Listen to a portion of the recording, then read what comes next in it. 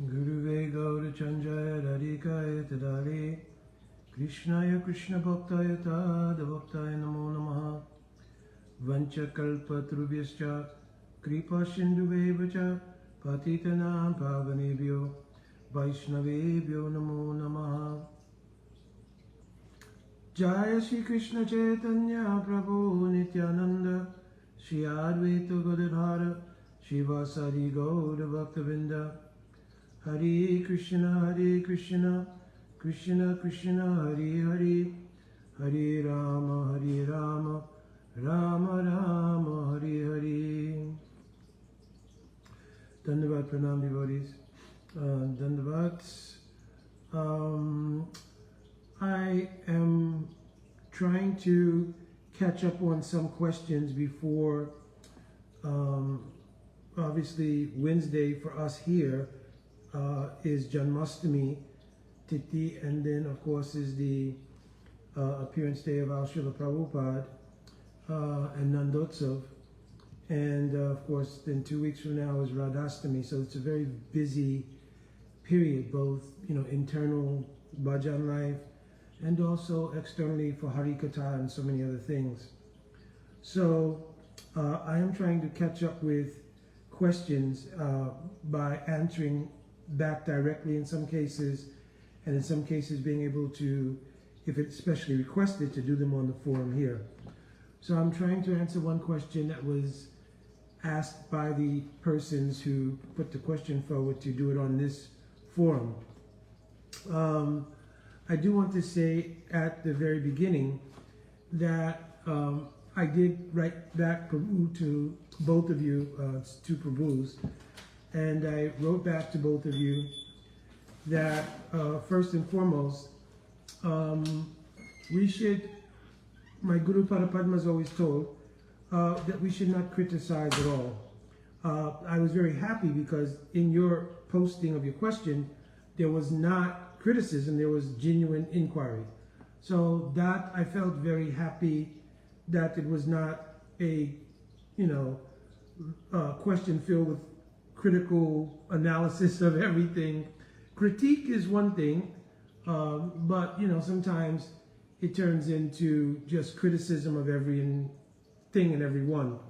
So I was happy that that did not take place, and therefore I did not mind presenting the question on this forum, and also trying to give some understanding as best I can.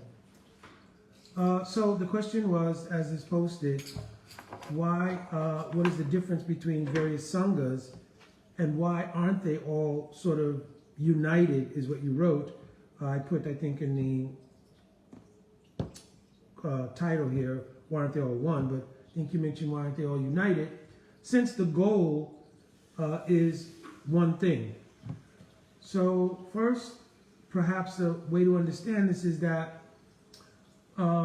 being united has different levels of perception. So united also always doesn't mean homogeneous. So it does not mean that people who have the same goal necessarily have to operate in a structure that's, just homogeneous, that everybody has to be on the same exact place, same time, same everything. So this oneness of purpose can be executed in diversity. So for the most part, if you really look, all of the various sangas in the Gaudiya tradition, right? We have our Sampradaya, Brahma Mother Gaudiya Sampradaya, and this is inclusive really of all of those who've come under the umbrella of Sri Chaitanya Mahaprabhu.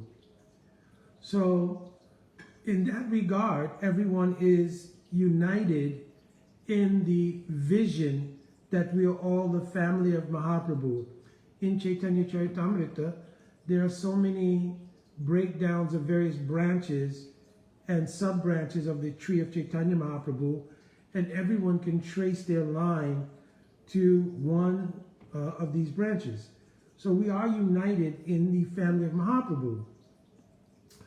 But as you asked in the body of your question, why was there, divisions in terms of, you asked about the Gaudiya Math, and you mentioned that you had read something regarding the breakup of the Gaudiya Math, and then you mentioned ISKCON and the splintering in ISKCON of some devotees going to here or going to there. So again, we can see that in a number of ways. One is that there's always some divine backdrop to everything that's touched by bhakti.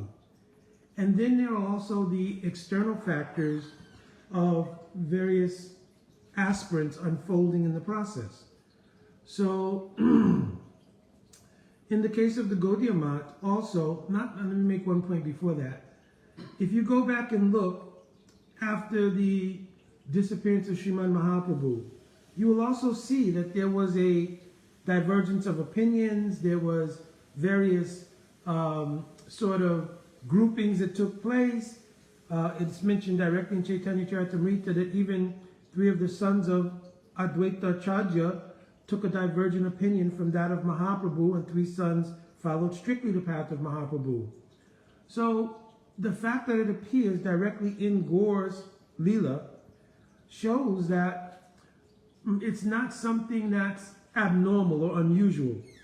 That especially after the Samadhi Leela of a great Acharya or a sane Patibhakta, that you will find some upheaval in the Vaishnav Mandal, and perhaps particularly in the institution of that Acharya. So those are not unusual things. And what maybe exacerbates confusion around these sort of things is the pain or suffering someone may have had in relation to some aspect of the turmoil that evolved in the absence of that Acharya. You understand? And then that leads to a sort of splintering that's based more on emotional, psychological traumas, and that's its own thing, because that's where you'll find the bulk of, sort of criticism and really sort of a combination of personal catharsis and projection in some cases, and also facts. I mean, there are facts that are also there. So it's not that people's trauma just came out of nowhere. There's actually, factually based that people went through crises of faith. People may have gone through actual emotional, psychological traumas because of things that happened. But again, as I mentioned, there's always a divine backdrop to everything as well. And one feature of that is that the individual karmic unfoldment, the combination of material samskars and bhakti samskars of all of those who are aspiring in bhakti, is also, so to speak, it's in the mix of things that are happening. So for instance, if we come into a situation where there is some upheaval, especially as I mentioned in the absence of the prominence of the prabhav, means the influence of an acharya or sane patibhakta, then according to our own individual previous material and bhakti samskars, we may face a particular challenge at that time. And in facing that challenge, there are a number of ways we can proceed forward. I'll take 2 verses from the 11th canto because they epitomize what should be done whenever we face a crisis of any sort in bhakti. So, Jata Sharam Makateshu, Nirvigna Savakamashu, Vedadukat Manam Kamam, Paritagyopi Anishvara. So, it's mentioned in this verse that taking to the practice of bhakti, first there will be Shraddha. Shraddha in both Harikatha, but especially first Shraddha in Sadhu Sangha. Because Harikatha is the byproduct of true Sadhu Sangha. Satam Prasanga Mamave Samvido Bhavantirit Karan Rasanaya Katha, this shlok. You understand? So, faith will first come. Of course, Adoshara means faith will first come as an influence to turn towards an alternative from the material world. That stage is called Mati. I've explained this on previous sessions like this. Ratnya Ankur, no, Sava Sangamena, Ratnya Ankur, Rupa Eva Mati. Mati means when discrimination comes. This stage is actually a doshada. By some agyata sukriti, somehow or another, a person takes some contact with the influence of bhakti, and on the basis of that influence of bhakti, their discrimination kicks in and they think, oh, there must be something else besides this material world. Then that faith progresses to become faith in a sadhu. You understand? That's why the next level is sadhu sangha. But the previous level of faith is now matured to faith in a sadhu. From faith in a sadhu, you learn the process of bhajan, which involves hearing the harikatha, and this is the shloka I quoted, Satam prasangam mamavir samvido. In their prasanga, prasanga here means when the aspirant and the sadhu guru are both in the optimal position, then prasanga takes place. And by that prasanga, Avanti Ritkara and Rasanayakata, then the instructions in harikatha they give, it comes into the ear, but enters the heart, purifying the heart. Tajosat asu apavarga vatmani. It gives release from pavarga. Pavarga means the elements of material existence, for lack of a better word. Right?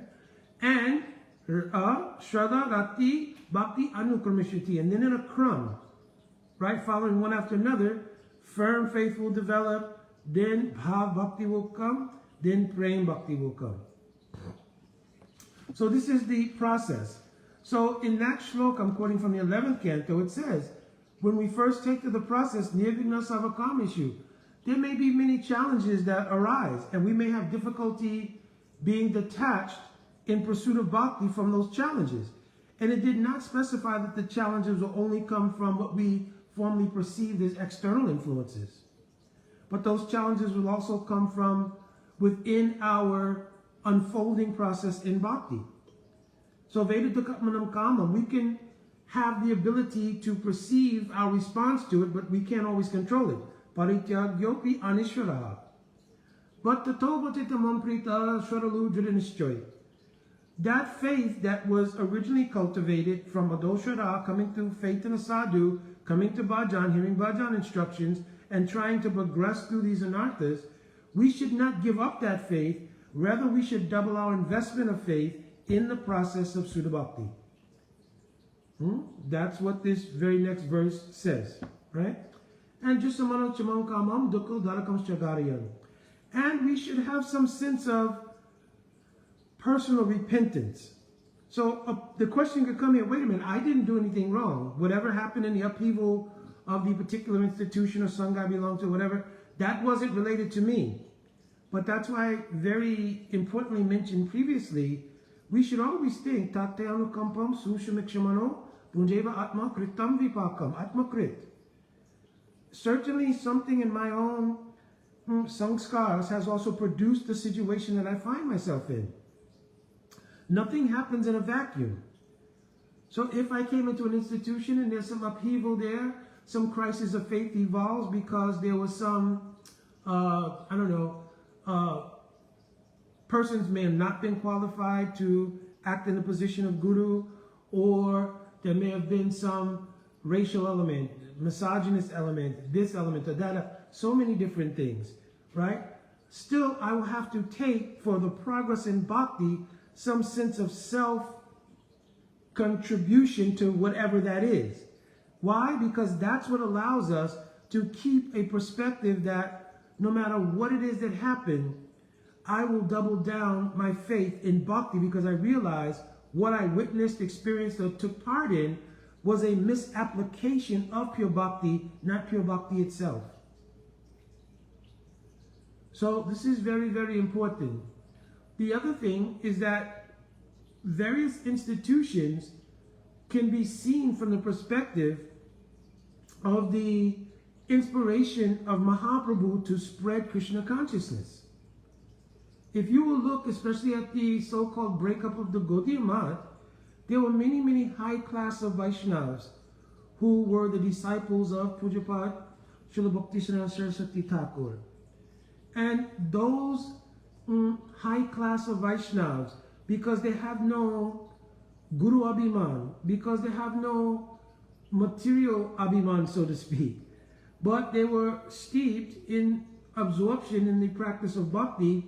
They had no tendency to step forward. I actually directly heard a lecture of Srila Bhakti Rakshak Shri Goswami Maharaj, and he mentioned, I am not a forward-stepping person. This was the English words that he used. I'm not a, I believe, forward-stepping person. So they did not have an inclination to all go out and get their own mats or start their own preachings or all become gurus. You understand? On the basis of that, some upheaval came in the acharyaship at that time after the Samadhi of Bhaktisiddhanta Saraswati Thakur. There's so many different versions of this, and I'm not going into the specifics of that. But that became a catalyst for many of these high-class Vaishnavas like Srila Bhakti Pramod Puri Goswami Maharaj, Srila Bhakti Daita Mara Goswami Maharaj, Srila Bhakti Vidoy Bhan Maharaj, of course our Srila Prabhupada, right? To then take up the order and mission of Mahaprabhu as they descended to their Guru Parapadma and begin to avail themselves to the world. So in one sense, that was a very inspirational period. It can be looked at as all of the things or elements that went into the breakup of the Gaudiya Math, and there is a very deep history, and there were many things that, on the surface level, not looking at a deeper aspect, were very not good, it seems. But the outcome and the inner workings of, as I mentioned, the divine play took its role. And all of these stalwart Vaishnavas then manifested all throughout different places in India, opening ashrams and so forth and so on. And in this way, the mission of Srila Bhaktisiddhanta Saraswati Thakur, Bhaktivinoda Thakur, going back to Srimad Mahaprabhu and our Goswami Varga, that mission actually spread as a result of that. Out of that entire mix, of course, the fulfillment of Mahaprabhu's prophecy,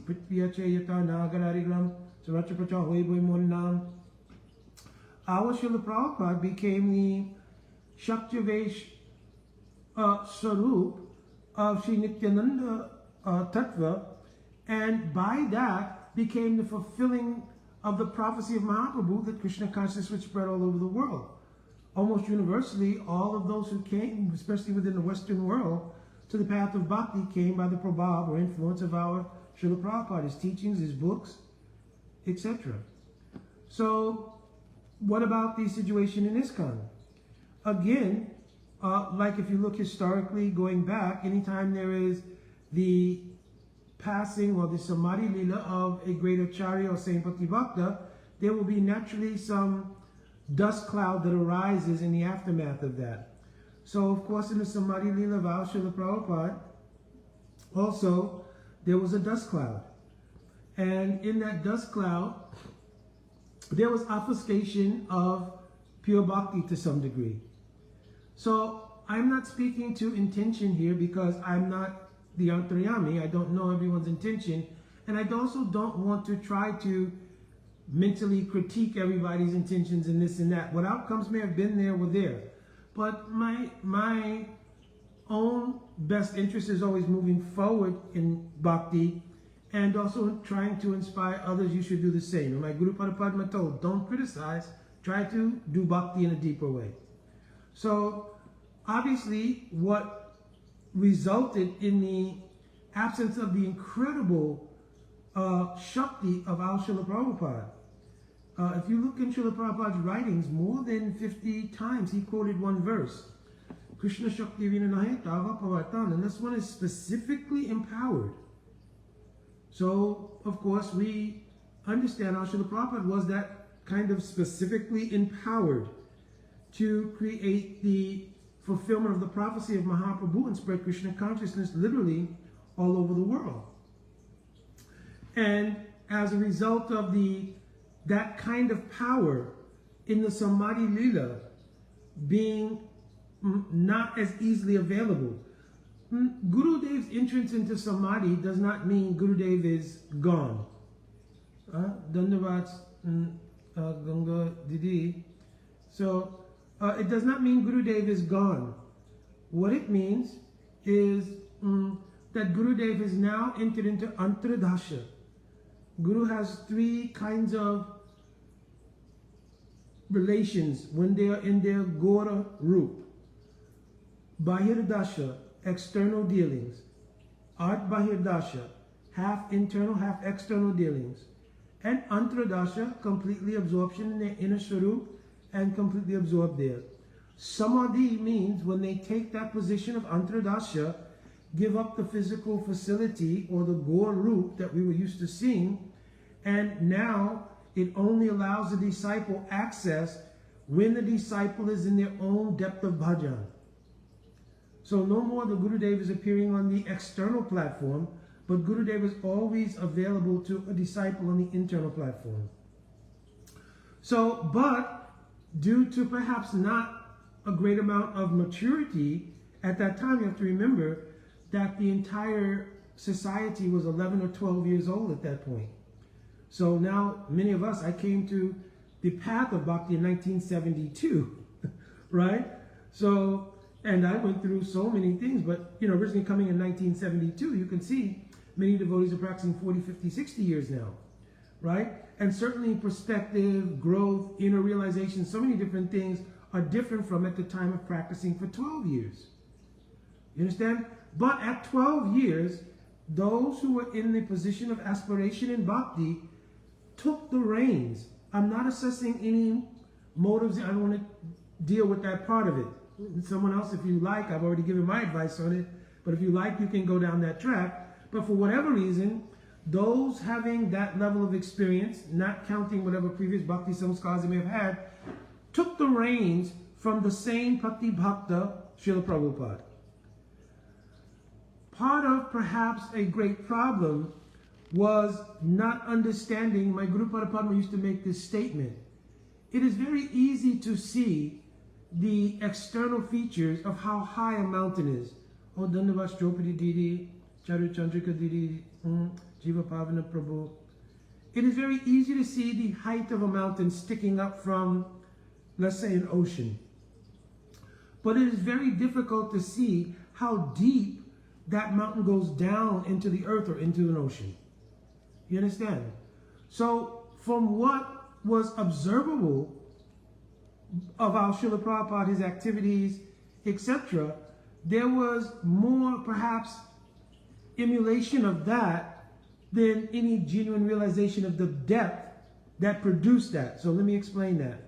So in many cases, it may have been that what they saw in Srila Prabhupada's activities, how he was served as Guru, how he was worshipped as Guru, how he controlled the society, those external features, the Bahirdasha, Lila of our Srila Prabhupada, that was what was prominently emulated by those who took the reins of the society. How deep was Srila Prabhupada's internal moods? We don't know how many had digested that. And those who had digested, how prominent they were in the administration and taking reins in the society. So I can distinctly remember, because I was present at that time, that in 1977, after the Samadhi Leela of Srila Prabhupada, there was a wide varieties of opinion about what should happen. But there was also that nucleus that had pretty much control of things, and the ultimate outcome of what did happen was based in that nucleus. There was never a ballot sent around to the thousands of disciples and followers. What do you think? Right? So a decision was made by nucleus, and a certain amount of people were appointed to take the reins of Srila Prabhupada, again, after an 11 or 12 year period, not counting what I don't know, which is previous Bhakti Samskars. Those persons took the reins and the position of the Acharya. And I know for a fact that if we go on the basis of the Guru Tattva taught by Srila Prabhupada in his writings, he gave all the criteria. So we would not have had to do guesswork based on, a last will and testament, or we would not have had to do guesswork on, various letters and other things that were presented on two different sides of an argument about whether this was bona fide or not. The real discussion of whether or not it was bona fide was based in the canon of Srila Prabhupada's teachings of Guru Tattva. If the person had realization, were they Sastra Yukti Suni Punya even? Because even if someone is Sastra Yukti Suni Punya Drishora Yandra, Uttamarikari se Tariya Sangsara, if they have Uttamarika and eligibility to do sadhana, then Tariya Sangsara, they can help others traverse the Sangsara. So, even in that position, coming into Majjamarika, one may, if there is need or necessity, may take the role of giving Harinam and Diksha. But a hallmark quality of that person, based in being Sastra Yukti Suni Punya, is that they will have no Guru Abhiman. Because if you are Sastra Yukti Suni Punya, you will see that Guru Abhiman and the ability to realize the essence of pure bhakti, they do not go together. Raghunath Das Goswami has written in Manasiksha, Pratishta Ashta Dras Vapacho Ramani Ridi Meinatet, that Pratishta Asht, which is a feature of Guru Abhiman, if that is present, Katam Sadhu Prema Sprashakti Suchiyir Nanumana. How will it be possible for Nirmal Prem or pure realizations to enter the heart? Because that Pratishta Asha, desire for name, fame, worship, etc., it dances audaciously in the heart. And because of that, Bhakti Shakti will not enter there. You understand? So, the idea of taking the mantle, quote, of Srila Prabhupada's mission and having, perhaps due to not maturity at that time, Guru Abhiman, then it led to more external features of imitation or emulation of Srila Prabhupada. And in that situation, it created an undercurrent. Because then there were many disciples of Srila Prabhupada who felt, well, why was I not part of that? Everything seems to have been generated from this letter, which only the nucleus were really privy to the development of, etc., etc. So there was already an undercurrent. Of course, moving ahead, when there was any crises of faith that evolved from the inability to maintain, due to lack of realization, the responsibility for being the repository of people's faith, hence a crisis of faith for those who reposed their faith in some persons who then fell away or deviated or did this or that, that also created a whole other upheaval. The responses to that were varied. So one response was to try to retrofit the concept of Guru on the institution moving forward. So the idea of Ritvik Vad became popular. Then there was also another group, this is around 1982 or something like that, I remember, maybe 82, 83, I cannot remember exactly.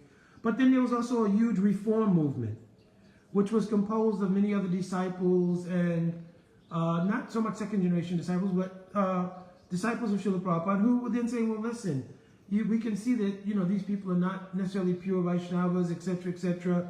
The truth about what is the standard for Guru Tattva and giving Harinam Diksha, all of that was still a little ambiguous, though it was present in Srila Prabhupada's books, and it was not ambiguous to everyone, by the way.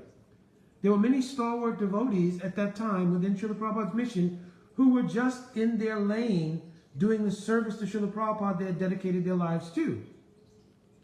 So their input was not seen in the wires, so to speak. You know how I remember I was serving one Vaishnav, and they used to have what's a private chat room. I think this is when this whole chat room thing came about. But in the private chat room, there was always, conversation. This happened, that happened, this is what's that, this. And I found that those Vaishnavas, I'll name, like Our Pujapat Srila Gaura Govind Maharaj, Our Pujapat Srila Radha Govind Maharaj, there's others, many others. But you never really saw so much participation in those chats, which I, by fortune became privy to. I was serving one Vaishnav who would tell what was going on, and they were not so much a part of those kind of things. But of those who were managing so much men, money, manpower, so many different things, they were prominent in this. And then also many other disciples who were disenchanted by what was happening, they were also chiming in. So anyway, that was the reform group. So you had the Ritvik Vad, then you had a reform group, and then you had various now sort of conferences and confrontations and everything else around trying to adjust everything. Now here, I would say an essential thing that was missing was a direct instruction of Srila Prabhupada. If you have any philosophical questions, I recommend you go to my godbrother, Srila Bhakti Rakshak Shuddha Maharaj. So our Srila Prabhupada had great faith in Pujapad Shuddha Maharaj to give advice and counsel on the Siddhant, which would help to set a template by which everyone could operate. But once that was not accepted as a wholesale thing, some people did go to Srila Shuddha Maharaj.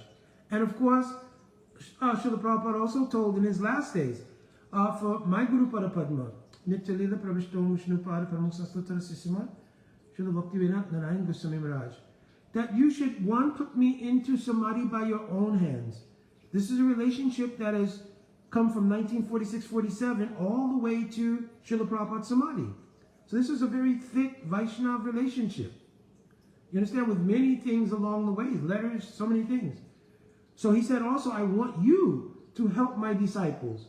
So we had two sources of very high quality realized Vaishnavas by which we could get advice, shelter, sort of reconciliation of many things. But you only had a certain group of devotees who more or less were trying to double down their faith, took advantage of that and went to Srila Srila Maharaj or Srila Gurudev, or someone to Srila Bhakti Pramod Puri Maharaj, Bhakti Vaibhav Puri Maharaj, so many others, right? And began to try to elicit some reconciliation for these things and to move forward in Bhakti. There were those who were actually diametrically opposed to it. And perhaps it was because there was a fear of the presentation of the kind of prabhav that Srila Prabhupada shined on the society. And because of that, maybe the attraction, the organic attraction for those wanting bhakti would have naturally moved in those directions. They felt, no, we don't want to take that chance, and perhaps we should keep control of things by not allowing those influences in the society. So there are many other things which were never really truly substantiated, like they're teaching differently from Srila Prabhupada, or they have a different mood than Srila Prabhupada, right? There was never any real sit down and discussion with the larger body of devotees. There was obviously personal discussions with different devotees who they considered, on a level to have discussions with them, but the wider body of devotees never were privy to those discussions. So there was never an insight into what is exactly meant by a different mood, or what is meant by a different emphasis or different teachings. I'll give an example. There used to be one devotee who used to visit me regularly, both in Maryland and when I moved to Florida here. And he would come because he wanted to hear Harikatha. So it was an opportunity for me to serve Harikatha. So I was always availing myself, yes, Prabhuji, anytime you can come or you can call. So once he called me and he spoke that his wife was unhappy with his continued visits and coming to see me and so forth and so on. So I said, oh, well, perhaps you should bring her, or I will come and visit you, and we can try to resolve what would the issue be. We were friends and so forth and so on. And you've known me for many years. So he arranged for me to meet with his wife. And his wife, they came to visit me in my home. And we sat to talk. And I asked, Didi, is there a particular reason why you don't feel or you're apprehensive about your husband coming to hear Harikatha? She said, well, I spoke to an authority. I'm not mentioning any name. And that authority said that we should not come to here because your Gurudev gives a different emphasis. He emphasizes Raganuga Bhakti. So I said, okay. Then I asked the question, so do you know what is Raganuga Bhakti? And there was silence. And then after a few minutes, there was almost a smile, I think, simultaneously on all of us, because there was the epiphany that you've taken some advice and instruction about something that you yourself didn't inquire about to get clarity on. You didn't ask the person, well, what is this Raganuga Bhakti? And why did Srila Prabhupada not give emphasis? You didn't do a background on it. You took on the basis of the submission to the idea of authority, and you did not vet it or get an understanding of it. So now you were willing to perhaps cause trouble in your own marriage and also cause your husband not to be able to have the freedom of hearing Harikatha according to his taste over something you yourself didn't understand. So this was an example of generally what was happening in a larger swath of the society. That people heard, oh, Gurudev has a different mood, Srila Maharaj has a different mood, Gaudiya Mat is a different thing, there's a different emphasis. But there was never really clarity or discussion about these things in the larger forum where there could be philosophical opportunity to see clearly what's being discussed, what is different, what's a different mood. So that just further began to splinter the society. At the same time, the external advancement of society was still going on. Temples are still being built. Congregational members are still being gleaned. Donations still come in. You understand? So from the external perspective about bhakti, everything seems to be bhakti is flowing. But we all know bhakti is not buildings, size of congregations. Bhakti is bhakti. Bhaktya samjatya bhaktya. Bhakti comes from bhakti. Those services are meant to invoke the kripa of Guru to receive bhakti. They themselves are not a axiomatic indication of bhakti. You understand? Because then we'd have to say Fortune 500 companies, according to what they do, they must be imbued with bhakti because they're able to successfully manifest all of those things. So we have to look and see if bhakti was actually genuinely being grown, or were the external features of the institution being grown? So these are hard questions. And one of the problems is that rather than asking these questions in great humility and with great sincerity to reconcile things, because people experience pain and suffering, as I mentioned earlier, there was an attack mode around these things. You understand? So the Ritviks attacking from one direction, those who want to reform things attacking from another direction, people who suffered trauma, emotionally, psychologically, etc., were attacking from another direction. And in spite of that, there seemed to be a thriving externally. So all of these things were certainly, you know, a right field for a lot of confusion about what is ISKCON at this point. So of course, we have to go back and perhaps look at the original meaning of ISKCON according to Srila Prabhupada. Srila Prabhupada told that he took from Pajavali of Rupa Goswami Pad one poetry. This was in a lecture in I believe it was, I heard it this morning from Bhumipati Prabhu. He's the amazing source of all kinds of details about where to find something. So he told me it was a lecture given. Let me just look back at it now because I want to get it correct, because people may want to go back and yes, the lecture was in August 15th of 1972 in Los Angeles. And in that lecture, Srila Prabhupada mentioned that he took the name International Society for Krishna Consciousness, or ISKCON, from the poetry of Srila Rupa Goswami Pad, which is the shlok, Krishna Bhakti Rasa Bhavitamati Kriyatam Yari Kutopi Labhyate Tatra Mulyamapi Mulyamekalam Janmakoti Shukriti Na Labhyate. So in this shlok, Rupa Goswami Pad, which is quoted in Pajavali, he says that Krishna Bhakti Ras. Krishna Bhakti Ras is what Sriman Mahaprabhu came to give. That Krishna Bhakti Rasa, if you find it available anywhere, this is a very important point.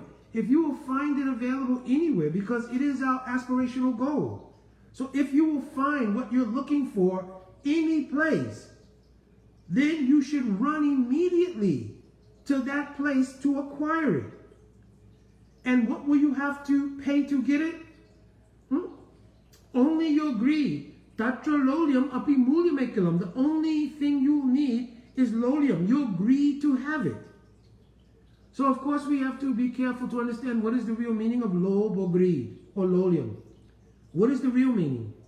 Lolium is not a notion. Lolium can only really be truly realized when there's saranagati. Because as long as you have self-interest, it is not truly spiritual greed.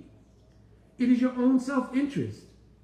And we will see that play out by many devotees who kind of wanted to bypass the process of bhajan and immediately jump to the position of realizing what is my siddha deha, what is my siddha swarup. So I want to, if I can go and I can hear that from someone, right? Because Mahaprabhu himself is told, Namnam akari bahuda nija sarva shakti. Tatapita niyamita smaranenakala. In Hari Nam, I've not even given niyam. Niyam means so hard, fast rules and regulations. This is my kripa. I've put nija shakti, all shakti, in this Nam. So Hari Nam, with Saranagati, because Prahalad Maharaj told, Shravan Kirtan Vishnu Smaran, etc., should be done iti pumsapita Vishnu Bhaktaschinavalakshin, when there's Saranagati. So Saranagati is not only the doorway to Bhakti, but it is the first anga of Bhakti, Guru Pad Asraya. This is Saranagati. So, when you will do Saranagati and take Harinam, and take Diksha, because Guru Parashraya Tata Diksha Shikshari Vishwamena Guru Seva, etc., doing this process, then the revelation of your Siddha Swarup will naturally evolve organically as you attentively practice Bhajan Sadhan. But if I will go and I will hear, oh, I am this particular identity, what will happen is that my material abhiman will add that to the collection of my material abhimans. I am this, I'm a scholar, I'm this, I'm a kirtaniya, I'm black, I'm white, I belong to this group, I'm in that. And it will become part of the collection of different self-conceptions that you have. Because the ahamkara is still present. So Jiva Goswami Pad is told in Bhakti Sandarbha, Sudha Antakaran, Pratamam Nam Nam, Sudha Antakaran, Artama Peksha. First, the Antakaran means the subtle body should become purified. When the subtle body has become purified, Sudecha Antakarane, Shravanam Rupam, Tad Bhakti Udaya Yogyata. At that time, naturally, organically, then your Visay Sambandha Gyan, given at the time of Diksha, will reveal itself. Of course, that revelation is coming in incremental stages, so it doesn't happen as necessarily one snap epiphany. One day I was chanting and boom, ankle bells and flutes. Throughout the entire process of your Bhajan Sadhan, when you do your Guru Dhyan through chanting Guru Ashtakam in the morning, realization should be coming. When you chant the Mangalarti of Param Gurudev, right, some realization should be coming. If you will chant Hare Krishna Mahamantra, what is Hare Krishna should be understood clearly. 8 pairs of Yugul, and in the 8-pair Yugul, meeting and separation are taking place. All these different things will come in incremental stages. And if you don't repose, means if you don't try to control bhakti by your own self-conception, oh, I'm not qualified, or you don't impose, yes, I'm now a manjari and I'm going to impose my conception, which is prakrita sahajabad, I'll impose my conception on my bhajan practice. We are the sakshi, we are the witness to the unfolding of bhakti. Do bhajan with deep sambandha gyan and watch the unfoldment of bhakti through the stages. You understand? So, my point here was that originally the ability to glean all of these kind of teachings, they were kind of obfuscated by all of that turmoil. And therefore, some sort of ceiling of what should be discussed and what should be understood came about in the institution so that there could be, conversational parity. In other words, we don't want one person discussing Bhav, what is Manjari Bhav, what is Rasa, what is Raga, and everybody else is still discussing Yunata Body. So in that way, there became even a ceiling on how devotees' inspiration can unfold and at what rate people could actually progress in bhakti. For this reason, Jiva Goswami Pad has written in Bhakti Sandarbha, the relationship with Guru should never be based on customary, social, hereditary, or ecclesiastical considerations. Srila Prabhupada quotes this in Ali Leela, chapter 1, text 35. He quotes Bhakti Sandarbha in the purport. The nature of relationship with Guru Tattva should be on the basis of the inspiration coming from the understanding of Guru Tattva and the mutual pariksha, examination of the Guru to the disciple and disciple to Guru. Hari Bhakti Vilas says we should try 1 year in association. Pragmatically, it may not always be possible, but certainly there should be the ability to hear Guru speak Harikatha, to observe the behavior of Shri Guru, and vice versa, Guru to Sishya. Right? So which means that we do not, go and give Harikatha somewhere, see somebody and give initiations. Right? So both extremes are not good. Also, the idea that, as I mentioned already with Ritvigvad, that we will create a standardized institutional feature of Guru, like with the Ritvigvad, that will just take everybody to Srila Prabhupada because we know he's a realized soul pure devotee. Because that also is stifling. Because a relationship with Guru and disciple should be one where there is an active dynamic. Therefore, in Chaitanya Charitamrita, Adi Leela, I think 158, it mentions there, Jive Sakshat Nai Chaitya Guru Rupe, Shiksha Guru Hoy, Krishna Mahant Swarupe. Mahant means an external appearance of the Antaryami. Krishna's coming as the Shiksha. Antaryami is Shiksha Guru in the feature of the Mahant that appears, Srila Prabhupada directly writes, before the external senses of the aspiring devotee. You understand?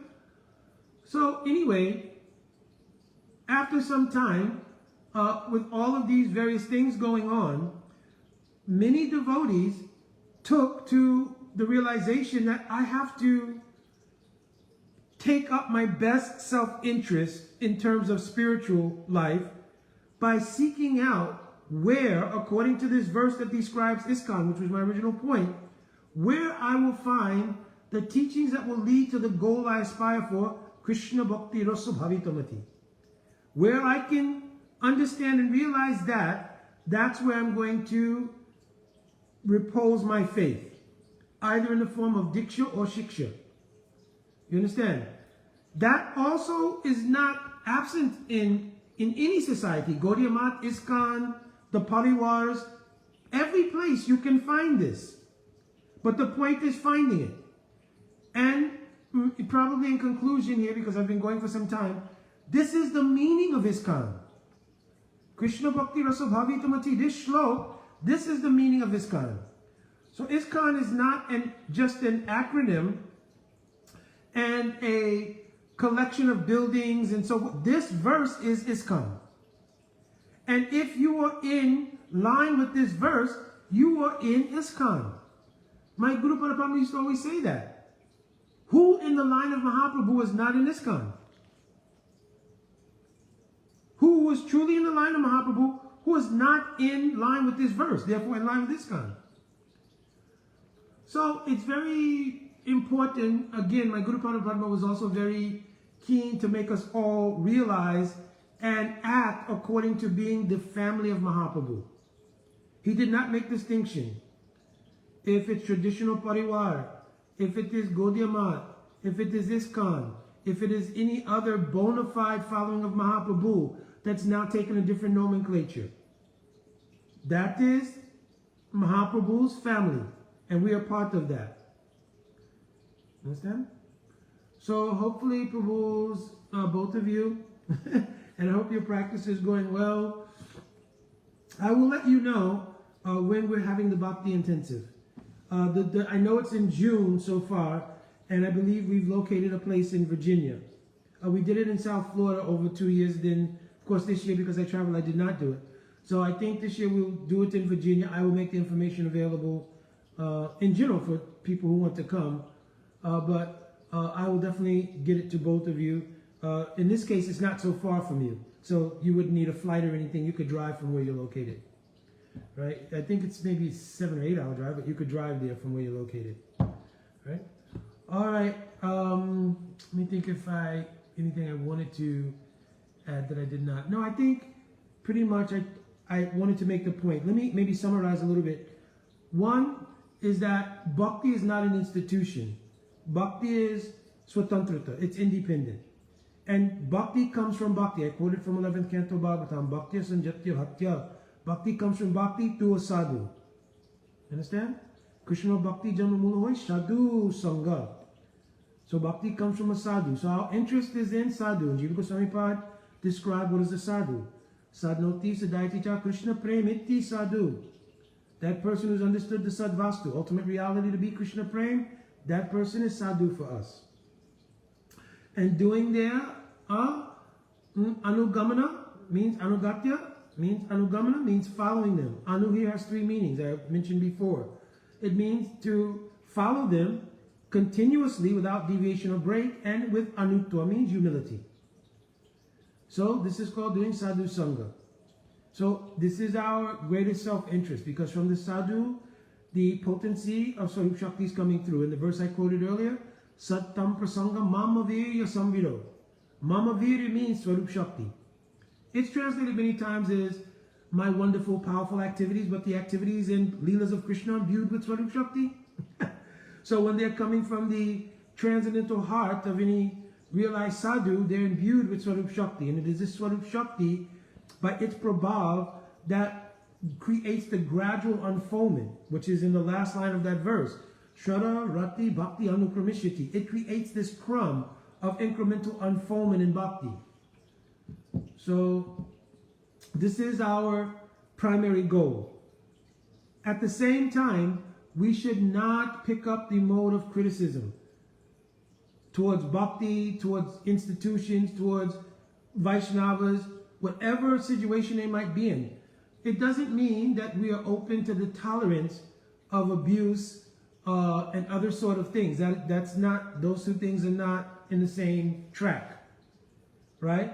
So we have to be responsible in any social body to deal with those things which are abusive, which are unhealthy. Those things should be dealt with. But we should not, but we should not develop a malice, because in your bhajan sadhan, that malice will remain there as part of a weed in your garden of bhakti. You understand?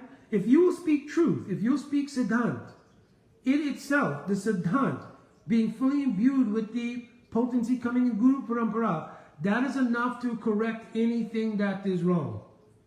We don't need malicious crusades against things, right? Now, pragmatic issues is another thing. If there is some actual abuse, my own feeling has always been it should be taken to law enforcement. Not because I previously was in law enforcement, but because that's the actual standard. You know, that sometimes has to be the deterrent, and also the reality that if you harm someone else, especially children, anything else, that should be taken to law enforcement. That should not come within the jurisdiction of the institutional body where there may be allegiances, this, that, and so forth, so on. So that way there's a very objective standard, like there is in society at large, for dealing with things. But that aside, in general, what philosophical or other kinds of lack of inspiration may have been grown out of, you know, the, as I mentioned very early on in the talk today, the sort of almost natural phenomenon that happens after the disappearance of a great devotee, then those things don't become absorbed in critical mentality about. Do your bhajan sadhan, speak the truth according to your realization, best you can, and praying always for the mercy of Guru Vargas. Everything will become adjusted by that power, because we're not kartaka, we're not the doers in this regard. We are witnesses and we are sevaks. So in that regard, this is one of the meanings of Rakshashati Vishwas. Having a Vishwas that Krishna is protecting and Gopta Vevaranam Tata, maintaining everything. Alright, my Dandavat Pranam, Prabhus, both of you.